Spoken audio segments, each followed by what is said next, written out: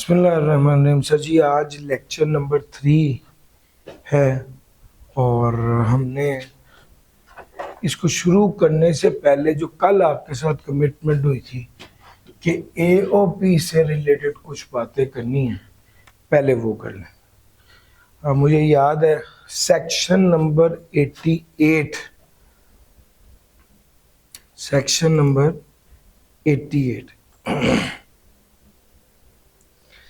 इसमें वो कह रहा था जिसको शेयर ऑफ एओपी मिल रहा है तो शेयर ऑफ एओपी एग्जाम्प्ट होता है, लेकिन रेट पर्पसेस के लिए इनकम में शामिल होता है। और रेट कैसे निकालते हैं? ए ओवर बी इंटू सी। तो ए क्या था? टैक्स लायबिलिटी, बी क्या था? टोटल इनकम, सी क्या था? Taxable income. इसको बताना सिर्फ मुझे काफी नहीं लगा, सोचा एक सवाल पकड़ के इसके अंदर डाल दूं ताकि एक सवाल पकड़ के इसके अंदर डाल दूं ताकि हम एक बेसिक लेवल की बात आपको सिखा सकें। जी सर, अली, अब बेसिक एग्जांपल देने को एओपी की ये बातें सारी आपने कैफ में पढ़ी हुई हैं, बट इसको मेक श्योर करने के लिए कि वो कोर कॉन्सेप्ट जो सेक्शन 88 ने कहा है और 92 ने कहा है, 88 ने मेनली जो बात कही वो आपको समझा सकूं। ले सर, वो कहता है इनकम फ्रॉम बिजनेस है। अच्छा जी, ए और बी, अली और बादशाह जो है वो शेयर कर रहे हैं profit 223 in shop run by them. Taxable income कितनी है? 1.2 मिलियन। मिस्टर ए और mister B have been provided their individual detail. Ali की इनकम अलहदा, बादशाह की इनकम अलहदा। Calculate taxable income of Ali and Badshah. सबसे पहले हम एओपी की इनकम को बात करते हैं कि एओपी की इनकम की एओपी की टैक्सेबल इनकम कितनी है। सर जी, ये है 1.2 मिलियन। असल में आइडियली तो मुझे एक्सेल खोल के ये टाइप करना चाहिए जैसे मैंने आपको बताया है, बट चूँकि मैं बैठा नहीं हुआ, अगर मैं बैठ कर करा रहा हूँ तो मेरे लिए बड़ा कन्वीनियंट हो जाएगा कि मैं टाइप करके आपको ये सवाल करवा दूँ। एक छोटा सा सवाल आपको करवाता हूँ। सोचा एओपी की बात करूँ तो एओपी की बेसिक बात यह है कि एओपी की उसने टैक्सेबल इनकम बताई हुई है। टैक्सेबल इनकम कितनी है? 1.2 मिलियन।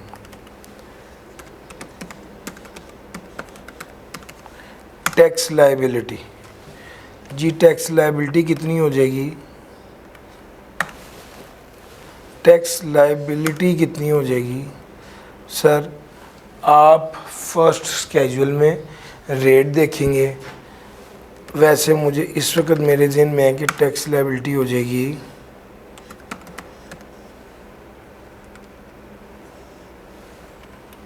90,000।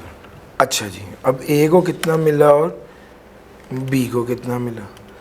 ए को कितना मिलेगा? 2/3। हम क्या करेंगे? दिस इंटू 2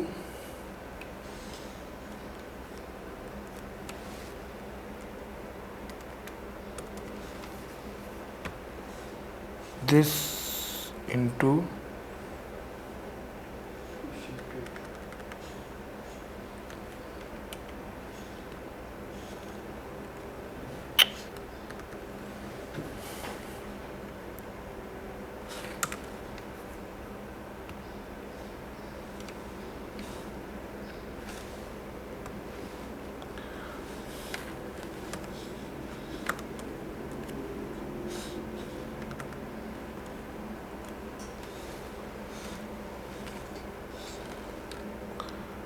डिवाइडेड बाय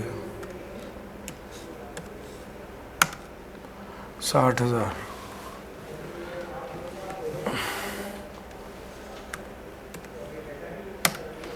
ये बनी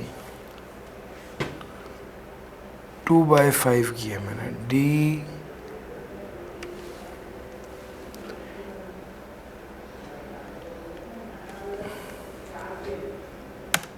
सर जी 4,80,000 ये हो गया। इसको सेलेक्ट किया, इंटू 3 डिवाइडेड बाय 5, 7,20,000 ये हो गया। ये शेयर ऑफ ए और बी निकला, ठीक हो गया। अब हम आगे चलते हैं।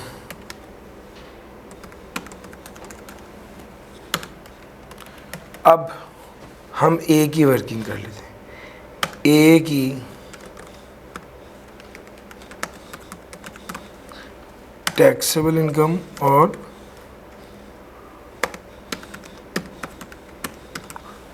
टैक्सेबल इनकम और tax liability.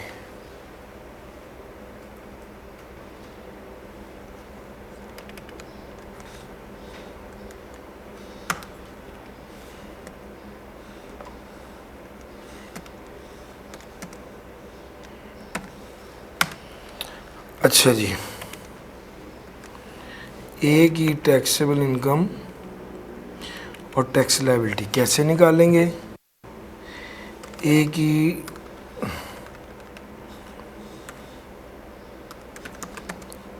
Income from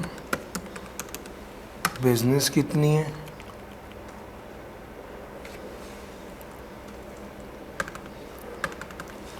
5 lakh. ज़कात कितनी है? 20,000। टैक्सेबल इनकम कितनी है?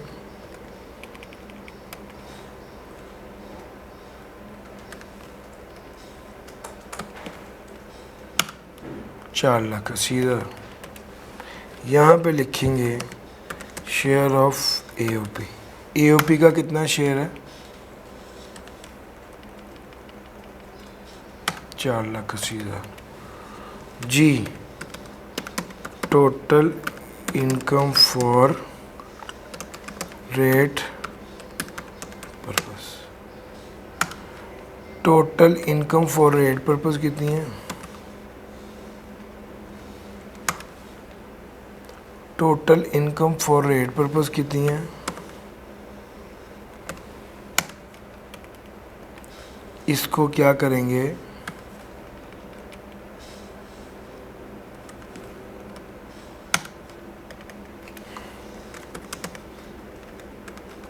टैक्स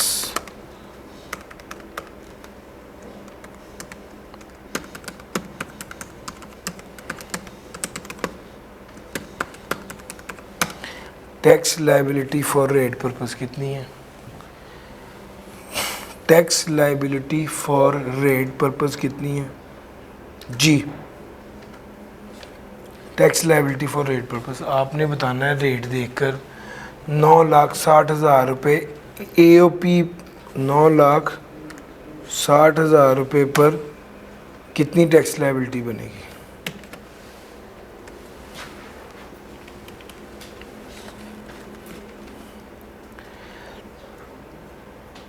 9,60,000 रुपये पर कितनी टैक्स लायबिलिटी? टेबल आपके पास नहीं है, ओके सर। टेबल हम यहाँ से देख लेते हैं।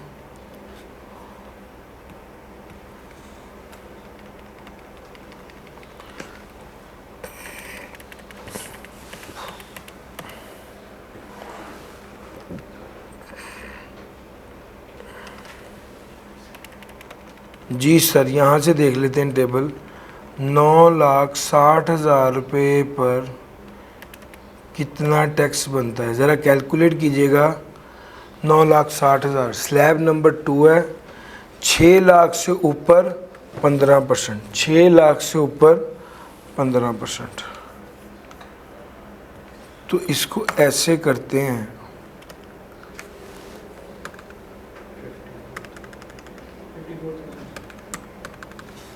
6 लाख पर है 0,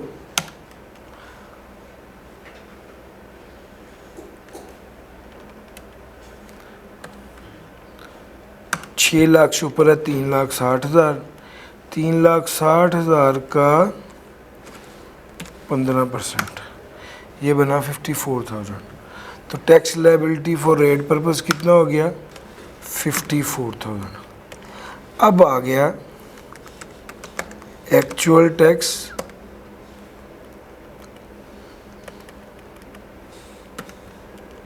actual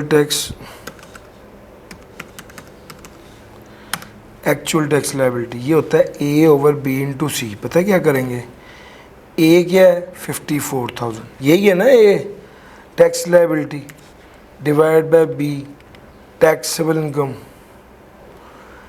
multiply by C 27,000। Sir ये एक्चुअल टैक्स लायबिलिटी। मैंने आपको ये सारा क्यों करके दिखाया, सिर्फ इसलिए करके दिखाया कि वो जो ए ओवर बी इंटू सी आपको सिखाया था वो यहाँ से पता चल जाए कि आपने क्या किया है। सर ये टैक्स लायबिलिटी फॉर रेट पे मैं इसके साइज़ को अगर थोड़ा सा बड़ा कर दूँ,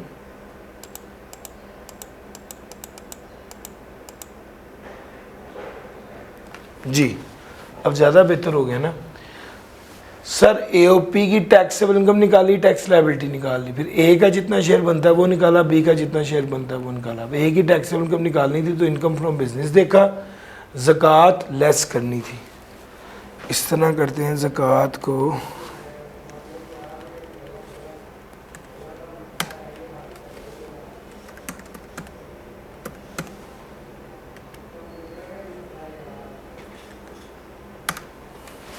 जी फिर शेयर ऑफ एओपी निकाला, फिर total income for rate purposes आ गई, फिर टैक्स लायबिलिटी आ गई। टैक्स लायबिलिटी कितनी थी 6 लाख तक ज़ीरो थी, ऊपर जितना था वो 54,000, इसको टोटल कर लिया तो ये 54। एक्चुअल टैक्स लायबिलिटी कैसे निकली, A over B into C. Now what is A, tax liability taxable income tax liability for rate purpose divide by taxable income for rate purpose और एक्चुअल टैक्सेबल इनकम। सर समझ आ रहा है, इस तरह से करना था। मैंने बेसिकली एओपी की बुनियादी वर्किंग आपको करके बताना चाहता हूँ, इस तरह से होती है। सर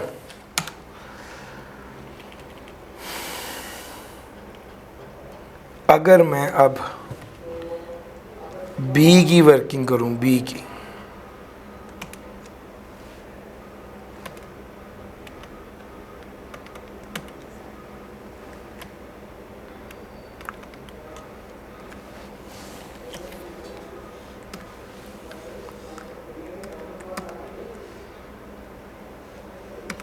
जी हाँ जी, बी की अगर मैं वर्किंग करूं तो यहाँ पे लिखूंगा इनकम फ्रॉम अदर सोर्स। जी इनकम फ्रॉम अदर सोर्स कितनी थी, बोलना भाई, 3,10,000। ज़कात कितनी थी,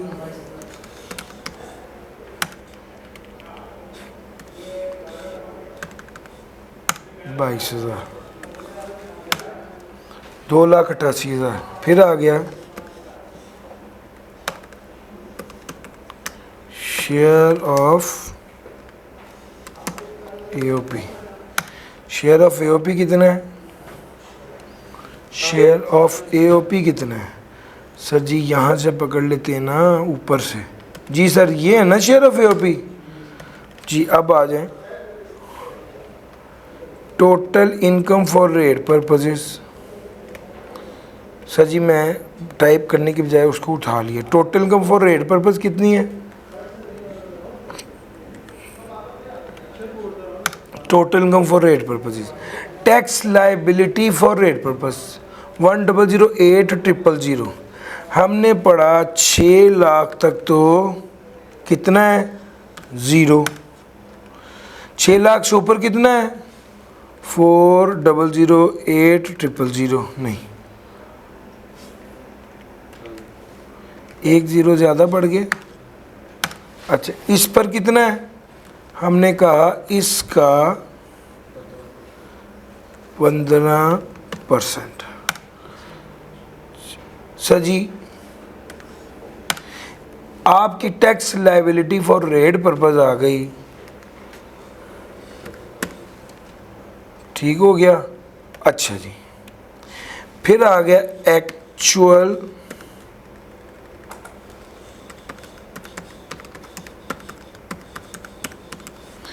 एक्चुअल टैक्स लायबिलिटी, ये कैसे निकलनी थी फिर देखना। Tax liability for rate purpose divided by taxable income, total income for rate purpose multiply by क्या है, टैक्स इनकम। सर जी ये आपकी टैक्स लायबिलिटी आ गई 17485 पॉइंट। यार आपने गौर किया कैसे सवाल किए, ये वो जो जुमले लिखे हुए थे उसकी इम्प्लीकेशन है और इस तरह से हमने हल करना है। मैंने इंटेंशनली अपने आप को रोका है बोर्ड पे लिखने से कि यार जो करना है फिर मैं एक्चुअल आपको उस तरफ लेके आऊं। इस तरह से आपने पेपर को हल करना है। पेपर की इसमें पेपर और पेन की गेम नहीं है। अब मैं अगर किसी पॉइंट पर आपको कोई बात समझाने के लिए कर दूं तो वो एक अलहदा बात है, क्योंकि हमने तो बहुत से बातें समझानी होंगी, कभी कोई ग्राफ कभी कोई कुछ, लेकिन आपने दिमाग में ऐसे सोचना है। और लास्ट टाइम जो क्लास में बच्चे ज़्यादातर क्या करते थे, सामने लैपटॉप थे, नोट्स भी इम्पोर्टेंट बातें भी इस पे नोट कर लेते थे। सर समझ आ रहा है, ये इम्पोर्टेंट है, इस तरह से इसको करना चाहिए। सर मैंने आपको एओपी की ये वाली बात बता दी।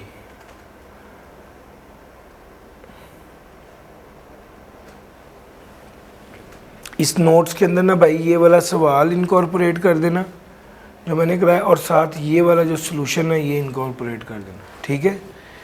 ये डेस्कटॉप पे पड़ा हुआ, इसका स्क्रीनशॉट ले लेना ना।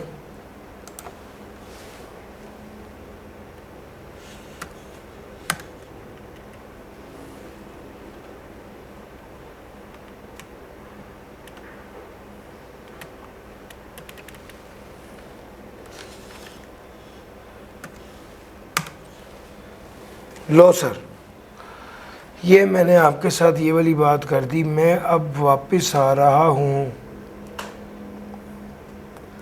सेक्शन नंबर, सर सेक्शन 88 ने ये वाली बातें कही हैं। सेक्शन 88 ने असल में ये वाली बातें कही हैं। ये ए ओवर बी इंटू सी की एक्चुअल में वर्किंग है और कैलकुलेशन है।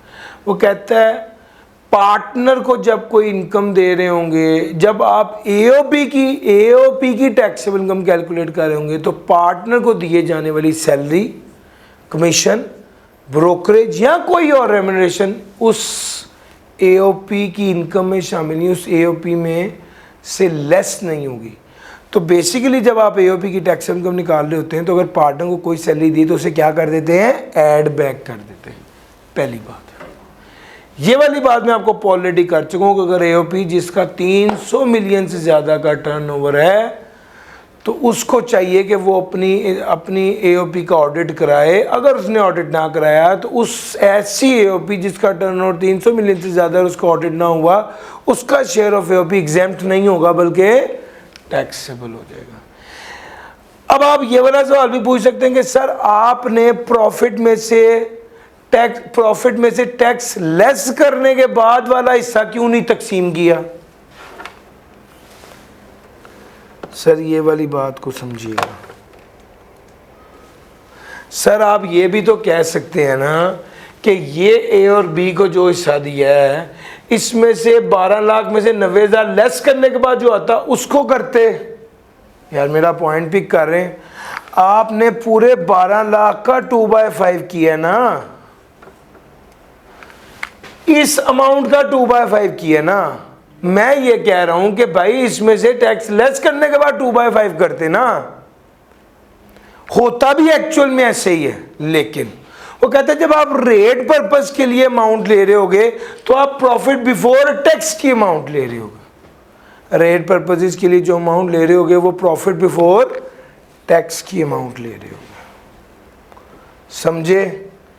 ये वाली बात भी आपको बतानी ज़रूरी थी। अगली बात सुने, अगर लॉस आ जाए एओपी में तो लॉस रेट पर्पसेस के लिए इनकॉर्पोरेट नहीं करते, उसको इग्नोर कर देते हैं। एओपी का प्रॉफिट आए तो रेट पर्पसेस के लिए इनकम में शामिल करते हैं, लॉस आ जाए तो उसको इग्नोर करते हैं। अगर एओपी की इनकम एफटीआर इनकम हो तो भी रेट पर्पसेस के लिए इनकम में शामिल नहीं होती। अगर एओपी की इनकम एग्जेम्प्ट इनकम हो तो भी रेट पर्पसेस के लिए इनकम में शामिल नहीं करते। Share of minor partner in the firm shall be added in the hands of parent. अगर कोई पार्टनर माइनर हो, अगर कोई पार्टनर माइनर हो और उसका कोई हिस्सा हो तो वो उसके पेरेंट्स की इनकम में ऐसे ही शामिल होता है जैसे आम रूटीन में किया जाता है रेट पर्पसेस के लिए। मैंने कल आपको माइनर के बारे में सारी बात बताई थी, ठीक है? माइनर के बारे में सारी बात बताई थी। सेक्शन बताएंगे मुझे कौन सा है? 91 सेक्शन था। जी सर, जी सर, 91 सेक्शन था। अगर एओपी एक प्रोफेशनल फर्म है जिसको लॉ ने मना किया है कि आप रजिस्टर नहीं हो सकते, तो उसके लिए उसने कहा कि आप कंपनी के तौर पर रजिस्टर नहीं हो सकते, तो मैक्सिमम रेट उसका 45% नहीं होगा बल्कि 40% होगा। ये वाली बात भी मैं ऑलरेडी एओपी के हवाले से बता चुका हूँ। सर अब यहाँ पर दो बातें और हैं, सेक्शन 98A और B। सर एओपी की कॉन्स्टिट्यूशन में कोई तब्दीली होगी? पहले 3 पार्टनर थे पहले 6 माह में, आखिरी 6 माह में 4 पार्टनर हो गए, तो क्या करेंगे? वो कहता है पहले 6 माह का प्रॉफिट 3 में तकसीम होगा, आखिरी 6 माह का प्रॉफिट 4 में तकसीम होगा। जैसे अकाउंटिंग में करते हैं बिल्कुल वैसे ही करेंगे। अलबत्ता जिस वक्त उस एओपी की लाइबिलिटी थी कि वो टैक्स रिटर्न फाइल करे, तो उस वक्त उसके जो पार्टनर्स होंगे वो सब लायबल होंगे कि टैक्स रिटर्न फाइल की जाए। Every person who was at the time of such discontinuance or dissolution a member of such AOP and the legal representation of such person who is deceased shall be jointly and severally liable for the amount of tax payable by the association of AOP। वो कहता है हर बंदा जो dissolution के वक्त partner था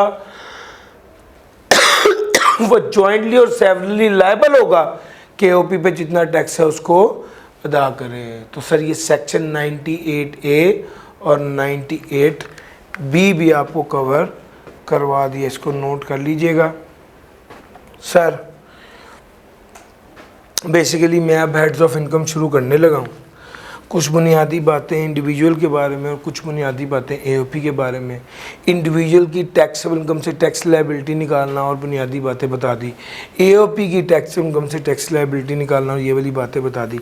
अब मैं आगे चल रहा हूँ और अब मैं बात करने लगा हूँ सैलरी की। सर सैलरी क्या है? एम्प्लॉयर ने एम्प्लॉय को एम्प्लॉयमेंट के बदले में जो पैसा दिया वो सैलरी है। ठीक हो गया? एम्प्लॉयर कौन है? जो नौकरी पे रखता है।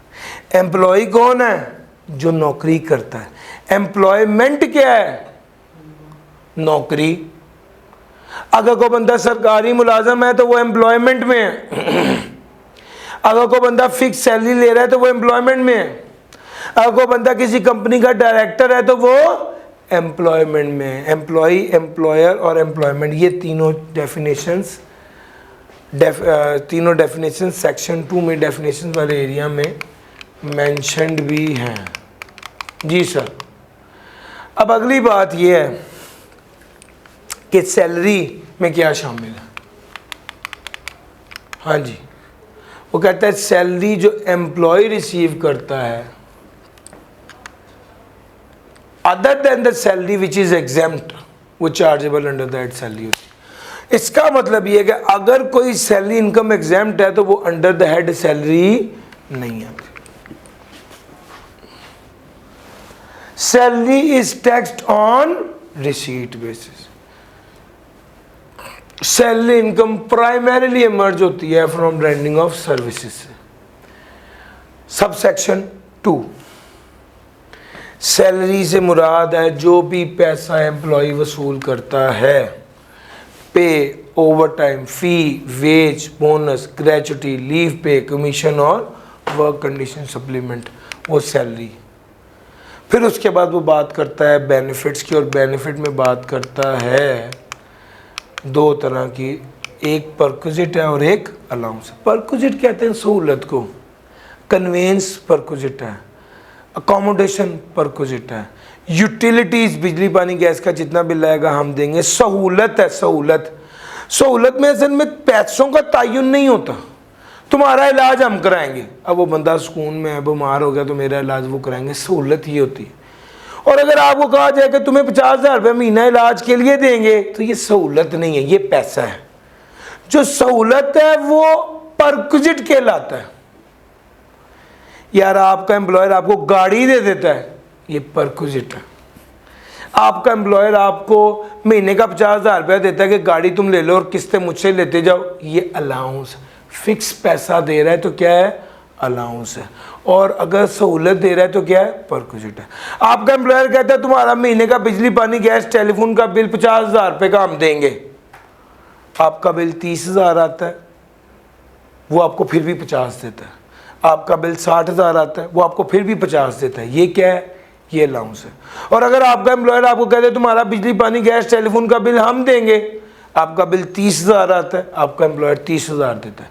आपका बिल 60,000 आता है, आपका एम्प्लॉयर 60,000 देता है, ये क्या है, ये परक्विजिट। यार मेरा पॉइंट समझ आ रहा है, ये परक्विजिट। परक्विजिट कुछ तो पैसों की सूरत में होता है जिसको देखा जाता है, मैयर किया जाता है। कुछ ऐसे परक्विजिट होते हैं जो अदर देन मनी होते हैं, जैसे कन्वेंस, गाड़ी दी है या अकोमोडेशन दी है, तो देखा जाता है कितना बेनिफिट आपके एम्प्लॉयर ने आपको दिया है, और वो जो बेनिफिट दिया होता है वो वैल्यूएशन मेथड के जरिए उसकी वैल्यू कैलकुलेट होती है, और वो फिर आपकी इनकम में शामिल होता है और टैक्सेबल होता है अंडर द हेड सैलरी। अलबत्ता याद रखना, परक्विजिट हो या अलाउंस हो, मेन पॉइंट ये है कि काम करने के लिए दिया गया या काम करने के बदले में दिया गया। यानी अगर अगेंस्ट द सर्विसेज दिया जा रहा है तो वो टैक्सेबल होगा, अगर काम करने के लिए दिया जा रहा है तो वो टैक्सेबल नहीं होगा।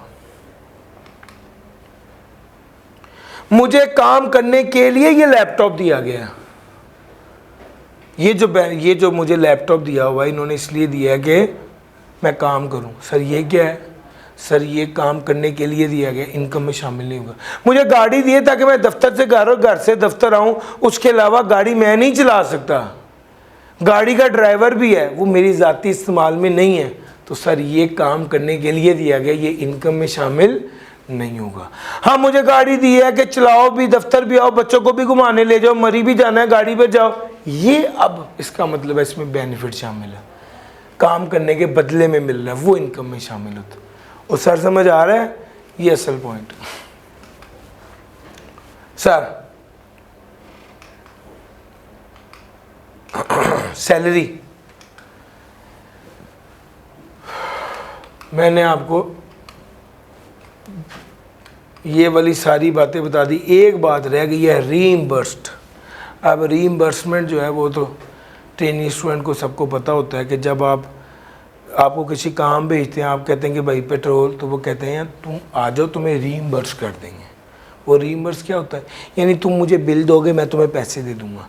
अगर आप बिल दें और आपको पैसे मिल जाएँ तो देखा जाएगा ये जो काम आपने किया, जिसके पैसे मिले हैं, ये काम करने के लिए था, या जो पैसे मिले काम करने के लिए थे या काम करने के बदले में थे। अगर इस्लामाबाद में लेक्चर देना है और मेरा एम्प्लॉयर मुझे कहते जाके लेक्चर दे आओ, और जाने आने का किराया मैंने टिकट जाने आने के लिए, और वो टिकट मैंने उनको दी और उन्होंने मुझे पैसे दे दिए, तो ये तो मुझे काम करने के लिए गया था मैं, ये मेरी इनकम नहीं है। हाँ अगर मैंने वहाँ 5 लेक्चर दिया और उन्होंने मुझे 1 लाख रुपया पे किया, तो ये काम करने के बदले में पे किया। यार मेरा पॉइंट समझ आ रहा है, तो भाई अगर काम करने के बदले में पे किया तो वो मेरी इनकम होगी। सर फिर अगली बात करते हैं प्रॉफिट इन ल्यू। ल्यू कहते हैं कि जगह पर या इन एडिशन के अलावा आपको पैसे मिल रहे हैं। क्या आप कंसिडरेशन वसूल किया आपने for entering into an employment agreement और for agreement to any condition of employment और changes to the employment condition. Sir जी कंसिडरेशन क्या किसको कहते हैं, मुआवजा। जो आपने लिया है किसी कॉन्ट्रैक्ट में एंटर होने का, नौकरी का कॉन्ट्रैक्ट किया है और उसके बदले आपने 10 लाख लिया है तो ये आपकी इनकम में शामिल होगा। नौकरी का कॉन्ट्रैक्ट किया है और उस कॉन्ट्रैक्ट में आपने किसी तब्दीली के बदले में पैसे लिए हैं, वो भी आपकी इनकम में शामिल होगा। नौकरी का कॉन्ट्रैक्ट किया है और आपने किसी काम से रुक गए हैं, तो जो रुके हैं आप, रिस्ट्रिक्ट किया अपने आप को, उसके बदले में, यानी आप कोई काम कर रहे हैं उसके भी पैसे, और किसी काम से रुक रहे हैं उसके बदले में भी जो पैसे लेंगे, सारा taxable under the head salary होगा। सर आपके एम्प्लॉयर ने टर्मिनेट कर दिया आपको निकाल दिया है, पनिशमेंट के तौर पे निकालेगा तो फिर तो बेनिफिट नहीं देगा। आपने गलती की, नेग्लिजेंस थी, उसने निकाल दिया, फिर तो कोई बेनिफिट नहीं होता। लेकिन उसने आपको 5 साल के लिए रखा था, उसका काम नहीं चला, उसने साल बाद आपको निकाल दिया, इस मौके पे वो आपको टर्मिनेशन बेनिफिट देता है। और ये जो टर्मिनेशन बेनिफिट होता है ये भी taxable under the head salary होता है, जिसे गोल्डन हैंडशेक कहते हैं नॉर्मली। सर जी उसके बाद आ गया amount receive from provident fund. Provident fund आपको मिला, वो भी आपकी इनकम में शामिल होके टैक्स होगा। उसके बाद आ गया पेंशन या सप्लीमेंट टू पेंशन, ये भी टैक्सेबल होगा। Any amount of gain earned under employ share scheme, ये भी टैक्सेबल होगा। Tax chargeable on employ salary and बॉन्ड बाय एम्प्लॉयर, ये भी टैक्सेबल होगा। सर सैलरी, ये सारी चीज़ें टैक्सेबल होंगी। ये मैंने डेफिनेशन एम्प्लॉय, एम्प्लॉयर और एम्प्लॉयमेंट ये सारी पढ़ा दी। यहाँ तक जल्दी से एक बार रीड कर लें, फिर मैं आगे चलता हूँ। अच्छा जी, डेफिनेशंस का बता दिया था और इसके बाद हम आ गए थे बेसिस ऑफ चार्जेबिलिटी। सेक्शन 69 में ये वाली बात हम कर चुके हैं कि salary is taxed on receipt basis. जब एक्चुअली रिसीव होता है या जब इंस्ट्रक्ट कर दिया जाता है या जब अवेलेबल होता है। सर सेक्शन 12 का सब सेक्शन 4 कहता है कि कोई भी खर्चा under the head salary minus नहीं करना। आप पैसे कमा रहे हैं सैलरी से, आपने ट्रेनिंग पर कोई पैसा खर्च कर दिया या आपने इंस्टीट्यूशन आने जाने पर कोई पैसा खर्च कर दिया, तो वो एज डिडक्शन इनकम में माइनस नहीं होता। सर उसके बाद आ गया टर्मिनेशन बेनिफिट के हवाले से, टर्मिनेशन बेनिफिट के हवाले से कॉम्पनसेशन। अगर आपका एम्प्लॉयर आपको टर्मिनेट कर देता है तो वो उसके बदले को बेनिफिट आपको देता है। जो बेनिफिट आपको देता है वो एनटीआर के तौर पे इनकम में शामिल होकर टैक्स हो जाता है। हाँ, इस टर्मिनेशन के बेनिफिट के बारे में खास तौर पे एक ऑप्शन क्या है, एक दूसरी ऑप्शन भी है। वो ऑप्शन ये है कि आप क्या करेंगे, आप इसको सेपरेट ब्लॉक आइटम के तौर पे ट्रीट कर सकते हैं। यानी टर्मिनेशन, सर जी टर्मिनेशन बेनिफिट आपके एम्प्लॉयर ने आपको क्या कर दिया है, आपके एम्प्लॉयर ने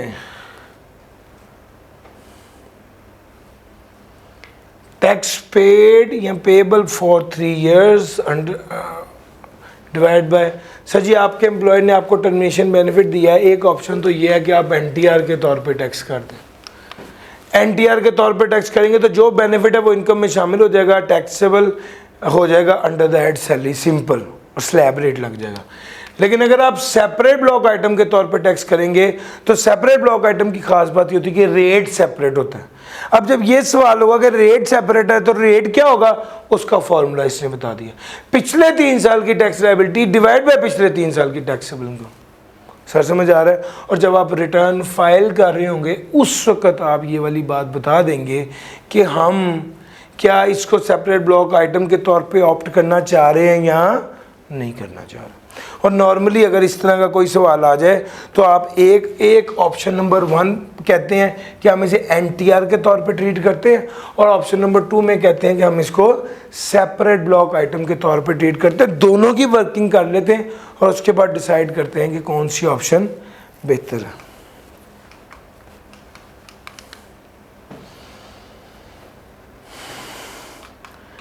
ये एग्जाम्पल्स भी हैं इसके साथ, इसके सॉल्यूशंस में आपको साथ शेयर कर दूंगा। ये कैफ लेवल की हैं और आप लोगों के लेवल पर ये इस तरह से टेस्ट नहीं होती। अगर 1 ऑफ कहीं 3-4 नंबर की आ जाए तो उसके लिए मैंने कॉन्सेप्ट भी बता दिया है, एक एग्जांपल भी दे दिया और साथ उसका सॉल्यूशन भी शेयर कर दिया। ठीक है उमर भाई, सॉल्यूशन साथ शेयर हो जाएगा। सर सैलरी का सेक्शन नंबर 12 भी पढ़ रहे हैं और वो कहता है कि अगर एक एम्प्लॉय रिसीव करता है सैलरी पेमेंट इन एरियर, हाँ अगर एक एम्प्लॉई एक को एरियर में सैलरी मिलने की वजह से हायर रेट पर टैक्स लग जाता है, क्या मतलब, अगर एक एम्प्लॉय को पिछले सालों की सैलरी भी इस साल मिल गई है, अब सैलरी रिसीट बेस पर टैक्स होती है और पिछले सालों की सैलरी भी इस बार मिल जाएगी तो उसकी इनकम बढ़ जाएगी, जब इनकम बढ़ जाएगी तो टैक्स रेट बढ़ जाएगा। अगर उसकी इनकम बढ़ने की वजह से टैक्स रेट बढ़ गया तो वो कमिश्नर को कह सकता है कि भाई मेरी सैलरी को रिसीट बेस पर टैक्स ना करो बल्कि एक्रूअल बेस पर टैक्स करो। ये वाली बात ही की है, लेकिन वो भी ये वाली ऑप्शन कब तक एक्सरसाइज कर सकता है, by the due date of filing of return तक ही ये वाली ऑप्शन एक्सरसाइज कर सकता है। सर जी इसकी 2024 में 8 माह की सैलरी मिली, 4 माह की सैलरी नहीं मिली, तो भाई रिसीव कितना था 8 लाख, तो टैक्स उस पर लग गया। 2025 में क्या हुआ, 12 माह की सैलरी ये भी मिल गई और पुरानी 4 माह की सैलरी भी मिल गई, 16 लाख रुपया रिसीव हो गया। अब अगर सैलरी को रिसीट बेस पर टैक्स करेंगे तो टैक्स तो बनेगा, यार ये वाली फिगर्स ठीक नहीं है, मुझे ज़रा बताते हैं टैक्स कितना बनेगा। अगर 8 लाख हो तो सर जी सैलरीड के केस में कितनी अमाउंट बनेगी,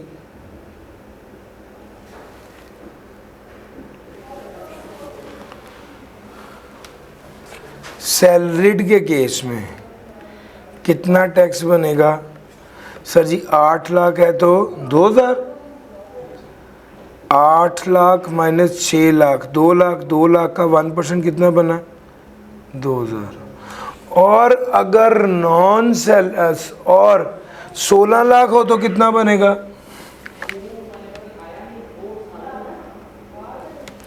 16 लाख हो तो कितना बनेगा, ये स्लैब नंबर 3 में फॉल कर जाएगा, 6000 और 4 लाख का 11%, 6000 प्लस 4 लाख का 11%, जी कितना बन गया 50,000। अब सर अब आप गौर कीजिए कि पिछले सालों की सैलरी इस साल मिलने की वजह से हायर रेट पर टैक्स लग गया। यार मेरा पॉइंट समझ आ रहा है, अगर सैलरी एक्रूअल बेस पर चल रहे होते तो कितना टैक्स लगता, 30,000 रुपये टैक्स लगता पिछले साल। अगर एक्रूअल बेस पर चलते तो कितना टैक्स लगता, मेरा ख्याल है 6,000 है, 12 लाख हो तो 6,000। अगर एक्रूअल बेस पर चल रहे होते तो 6,000 का टैक्स लगता 2024 में और 6,000 का टैक्स लगता 2025 में। यानी जो बात समझाना चाह रहा हूँ वो ये है कि जी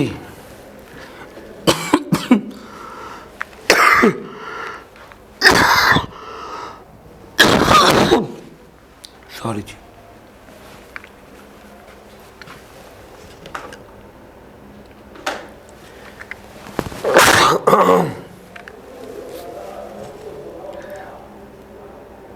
रिसीट बेसिस पर पहले साल टैक्स लगा 2000 और दूसरे साल टैक्स लगा 50,000। यार इस स्लाइड को अपडेट कर देना, इधर भी और कैफ वाली भी ठीक कर देना। अगर एक्रूअल बेस पर चलें,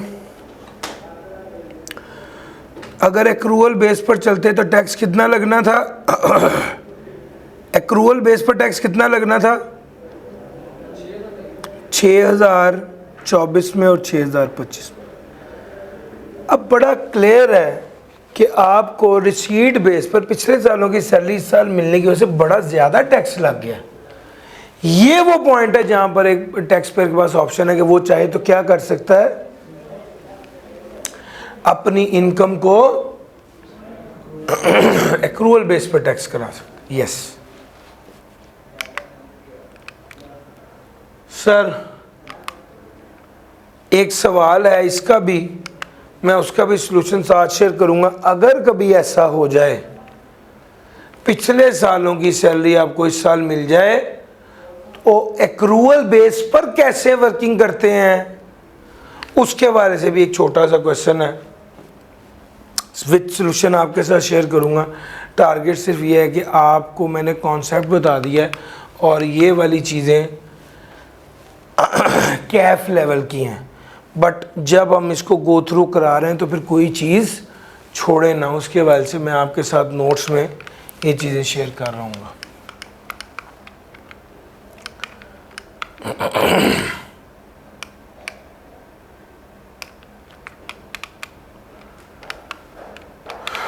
सब सेक्शन नंबर 5।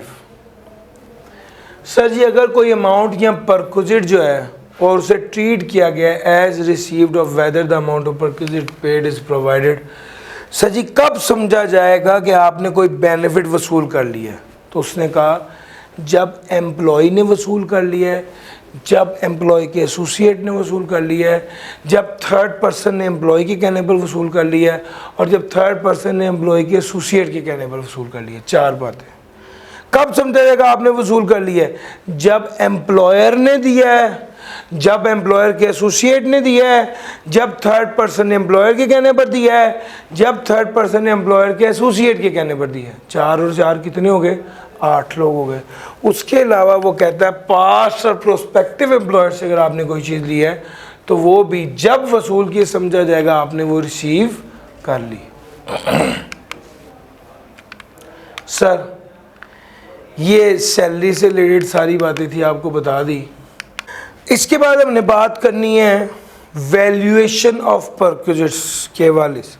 जो परक्विजिट आपके एम्प्लॉयर ने आपको दिया है उसकी वैल्यू क्या है, इसके बारे में सर इनकम टैक्स रूल्स में ना बाकायदा रूल्स हैं। जैसे कन्वेंस, आपके एम्प्लॉयर ने आपको कन्वेंस दी, सबसे पहले देखा जाएगा ऑफिशियल पर्पस के लिए दी, बोथ ऑफिशियल या पर्सनल है या सिर्फ पर्सनल है। अगर बोथ ऑफिशियल और पर्सनल हो तो 5%, और अगर सिर्फ पर्सनल हो तो 10% लिया जाएगा। किसका देखा जाएगा कि गाड़ी जो दी है वो ओन्ड है या लीज है। चूँकि अगर ओन्ड है तो कॉस्ट का 5%, और अगर लीज है तो फेयर मार्केट वैल्यू का 5%। कितने अरसे के लिए आपके पास रही, कितने अरसे के लिए वो आपके पास रही, ये तीसरा स्टेप है। कितने अरसे के लिए वो आपके पास रही? क्या वो 6 माह के लिए आपके पास रही गाड़ी, या पूरा साल आपके पास रही, या 3 माह के लिए आपके पास रही? ये वाला फैक्टर है जिसको हमने देखना है। सर एग्जांपल की अगर मैं बात करूं तो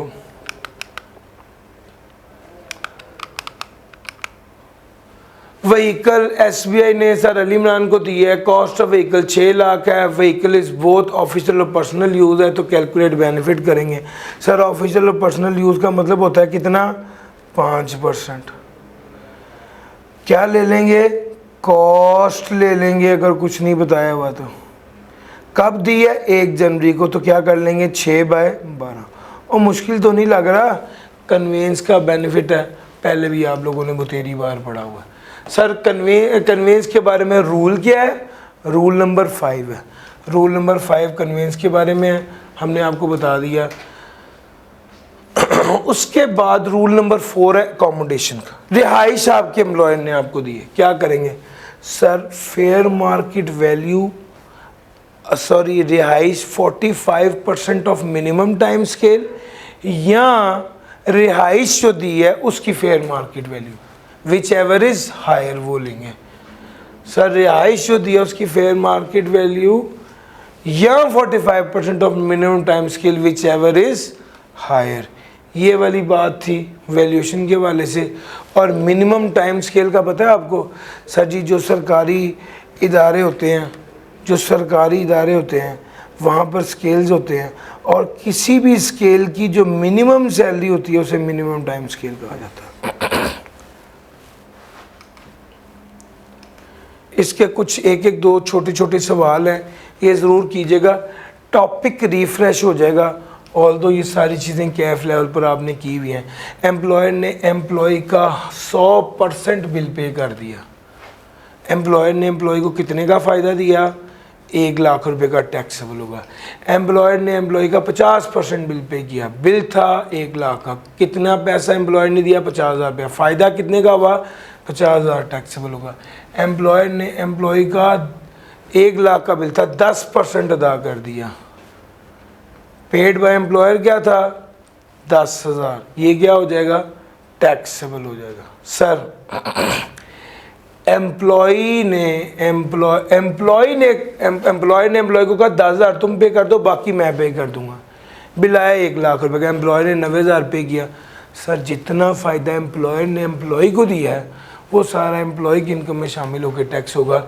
यही रूल सहूलत के बारे में भी है, यही रूल डोमेस्टिक सर्वेंट के बारे में भी है, यही रूल एम्प्लॉयर ने कोई बेनिफिट दिया तो उसके बारे में भी है, यही रूल डोमेस्टिक जो घरेलू मुलाजिम है उसके वाले से भी। घरेलू मुलाजिम की बात है, अगर ऑफिस का असिस्टेंट हो तो उसकी सैलरी इनकम में शामिल होकर टैक्स नहीं होती, क्योंकि वो तो ऑफिशियल पर्पज़ के लिए दिया होता है।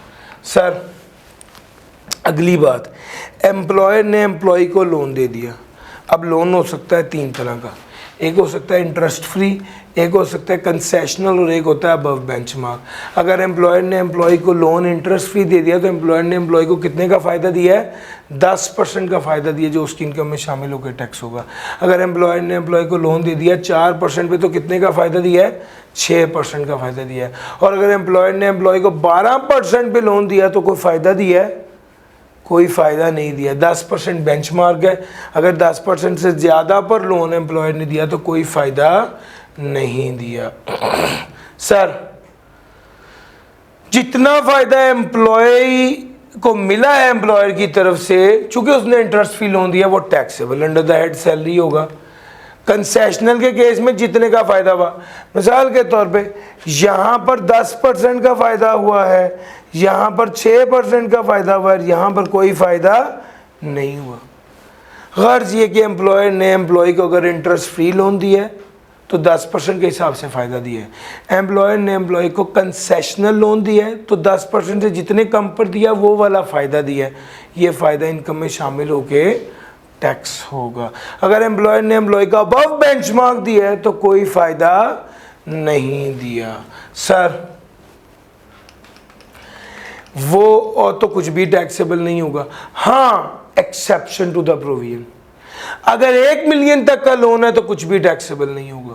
और अगर एम्प्लॉई ने इंटरेस्ट लेने से इनकार कर दिया था और उसके जवाब में एम्प्लॉयर ने भी उसे इंटरेस्ट फ्री लोन दिया तो फिर वो वाला जो फ़ायदा होगा वो भी टैक्सेबल नहीं होगा। सर 2 बातें उसने लिखी हैं। अगर लोन कितना है, 1 मिलियन तक का लोन, लोन कितना है सर, 1 मिलियन तक का लोन। अगर the above provision shall not apply if the loan is up to, अगर 1 मिलियन तक का loan, if the loan is up to ₹1 million, where such benefit is given by the employer due to waiver of interest by such employee on his account maintained with the employer, that is provident fund। Sir अगर loan 1 million तक का है तो जो भी फ़ायदा employ को मिला है लोन के वजह से वो टैक्सेबल नहीं होगा। दूसरा, अगर एम्प्लॉय ने इंटरेस्ट लेने से इनकार किया था और एम्प्लॉयर ने इस वजह से कि एम्प्लॉय ने इंटरेस्ट लेने से इनकार किया था, एम्प्लॉयर ने भी इंटरेस्ट फ्री लोन दिया है, तो इस केस में जो फ़ायदा एम्प्लॉय को मिलेगा वो टैक्सेबल नहीं होगा। सर इसके बाद अगली बात है, अगर एम्प्लॉय ने एम्प्लॉयर से लोन लिया इंटरेस्ट फ्री या कंसेशनल और उस लोन से उसने क्या किया, एसेट खरीदा और एसेट से इनकम जनरेट की और वो इनकम टैक्सेबल थी, तो इस इनकम में से ये इंटरेस्ट ऑन लोन माइनस होगा, तो इसका जवाब है बिल्कुल माइनस होगा। कितना, बेंचमार्क रेट के हिसाब से। हाँ, अब यहाँ पर एक और बात है, और अगर एम्प्लॉयर ने लोन दिया एम्प्लॉय को अबव बेंचमार्क, यानी कंसेशनल या इंटरेस्ट फ्री नहीं है बल्कि अबव बेंचमार्क है, और उसने उससे एसेट खरीदा है और एसेट से इनकम जनरेट हुई है और वो इनकम टैक्सेबल है, तो क्या इस टैक्सेबल इनकम में से इंटरेस्ट माइनस होगा? यस। कितना, एक्चुअल इंटरेस्ट। इंटरेस्ट फ्री या कंसेशनल लोन हो तो बेंचमार्क रेट के हिसाब से माइनस होता है, और अगर अबव बेंचमार्क हो तो एक्चुअल इंटरेस्ट जो होता है वो माइनस होता है। सर समझ आ रहा है? ये वाली सारी बातें भी मैं आपके साथ कर ली, छोटी छोटी एग्जांपल्स हैं विद सॉल्यूशन, इसको देख लीजिएगा। किसी एग्जांपल में कोई मसला हो मुझे व्हाट्सएप करेंगे, मैं रिस्पॉन्ड कर दूंगा। लेकिन ये वाली एग्जांपल्स जो हैं ये बिल्कुल बेसिक हैं, कॉन्सेप्ट समझ लें तो ये आपको आ जाएंगी, कैफ लेवल की एग्जांपल्स हैं। सर अगर एम्प्लॉयर ने एम्प्लॉय का कर्ज माफ़ कर दिया, एम्प्लॉयर ने एम्प्लॉय का कर्जा माफ़ कर दिया, तो जो बेनिफिट होगा वो कर्जे के बराबर एम्प्लॉय को मिला, वो उसकी इनकम में शामिल होकर टैक्स होगा। बाज़ औक़ात एम्प्लॉयर एम्प्लॉय का कर्जा अदा कर देता है, तो जितनी अदायगी एम्प्लॉयर ने की होगी वो फ़ायदा होगा जो एम्प्लॉय को मिला होगा, इनकम में शामिल होकर टैक्स होगा। एक कॉन्सेप्ट है सेल्फ हायरिंग का। सेल्फ हायरिंग का कॉन्सेप्ट ये है कि अगर आपका सेल्फ हायरिंग का कॉन्सेप्ट ये है कि एक तरफ, यानी मैं इसको एक एग्जांपल से समझाता हूँ। एसबीआई वालों ने अली इमरान को कहा कि तुम्हें 3 साल पूरे होंगे तो हम तुम्हें रहने के लिए रिहाइश दे देंगे। तो जी मुझे 3 साल पूरे हो गए, एसबीआई ने ना कहा कि ठीक है हम आपको रिहाइश देते हैं, यहाँ पे पास कोई पोर्शन कनाल का देख के ना आपको वो घर दे देते हैं रहने के लिए। तो मैंने एसबीआई वालों को कहा आप एक काम करें, मुझसे मेरा ही घर किराए पर लेकर मुझे एज अकोमोडेशन दे दें, मैं अपने घर में रह रहा हूँ। तो एसबीआई वालों ने मुझसे मेरा ही घर किराए पर लेकर मुझे एज अकोमोडेशन दे दिया। इसको कहते हैं सेल्फ हायरिंग। एम्प्लॉयर एम्प्लॉय से एम्प्लॉय का अपना जाती घर लेकर उसको एज अकोमोडेशन दे दे, इसको क्या बोलते हैं? Self hiring. इस केस में एम्प्लॉय को 2 फायदे हो रहे होते हैं। एक तो मुझे रिहाइश मिल गई मेरे एम्प्लॉयर की तरफ से, दूसरा मुझे किराया मिल गया। यानी अब मेरे एसबीआई से 2 ताल्लुक हो गए, एक एसबीआई मेरा एम्प्लॉयर है और एक एसबीआई मेरा किराएदार है। जो मेरा एम्प्लॉयर है उसने मुझे क्या दिया? अकोमोडेशन का बेनिफिट दिया जो under the head salary tax होगा। जो मेरा किराएदार है उस हैसियत से मुझे क्या दिया? किराया दिया, जो किस हेड में टैक्स होगा? इनकम फ्रॉम प्रॉपर्टी में। सर अकोमोडेशन का रूल पड़ा हुआ है, फेयर मार्केट रेंट और 45% of minimum time scale whichever is higher, यही पड़ा हुआ है ना। और सर रेंट के बारे में क्या रूल होता है? फेयर मार्केट रेंट या actual whichever is higher. Self hiring के केस में वो कहता है इस रूल की एक्सेप्शन है। क्या एक्सेप्शन है? सेल्फ हायरिंग के केस में हमेशा एक्चुअल किराया टैक्सेबल होता है। सेल्फ हायरिंग के केस में हमेशा एक्चुअल किराया टैक्सेबल होता है और फेयर मार्केट रेंट और actual whichever is higher वाला रूल अप्लाई नहीं होता। सर सेल्फ हायरिंग की ये सारी बात थी जो मैंने आपके साथ कर दी। Section 13 sub section 11 valuation of perquisite. Sir जी आपका एम्प्लॉयर आपको जो भी बेनिफिट दे रहा है, जो भी सहूलत दे रहा है, देखें फ़ायदा कितना हो रहा है। जितना फ़ायदा आपको होगा वो आपकी इनकम में शामिल होकर टैक्स होगा under the head salary. Sir valuation of perquisite, हाँ यहाँ पर वो कहता है कि बाज़ों का तो आपका एम्प्लॉयर आपको कोई चीज़ देता है जो रिटर्नेबल बेसिस पर होती है। उसने आपको फ्रिज दी रिटर्नेबल बेसिस पर, तो जितनी डेप्रिसिएशन होगी ना उसके बराबर बेनिफिट समझा जाएगा एम्प्लॉय को मिला है और उसकी इनकम में शामिल होकर टैक्स होगा। सर यहाँ पर मैं अपनी आज की बात रोक रहा हूँ, यहाँ पर मैं अपनी आज की बात रोक रहा हूँ। इंशाल्लाह कल इससे आगे चलूँगा। कल जो है वो ये वाले बेनिफिट्स, रिटायरमेंट बेनिफिट्स भी करेंगे और दूसरे नंबर पे क्या है, रिटायरमेंट बेनिफिट्स भी हैं और कुछ रूल्स भी हैं वो भी करेंगे और एम्प्लॉय शेयर स्कीम भी है वो भी करेंगे। आज के लेक्चर को मैं सम अप करूं अगर, तो मैंने आज आपको क्या करवाया? सर जी मैंने आज आपको सेक्शन नंबर 88 करवाया, एओपी की एग्जांपल कराई, सेक्शन 88 रिवाइज करवाया, एओपी की एग्जांपल कराई और क्या करवाया? सेक्शन 98A और 98 बी कराया, और फिर उसके बाद मैं सैलरी पर आ गया और सैलरी का सेक्शन नंबर 12 और सेक्शन नंबर 13, ये दो सेक्शन 13 पार्सल कराया, इसके साथ रिलेटेड रूल्स ये आपको करवाया। रूल नंबर 5 करवाया है जो कन्वेंस का है, रूल नंबर 4 करवाया है जो अकोमोडेशन का है। ये आज का हमारा प्लान था सर जी, आज के लिए इतना ही था। थैंक यू जी। सर जी ये नोट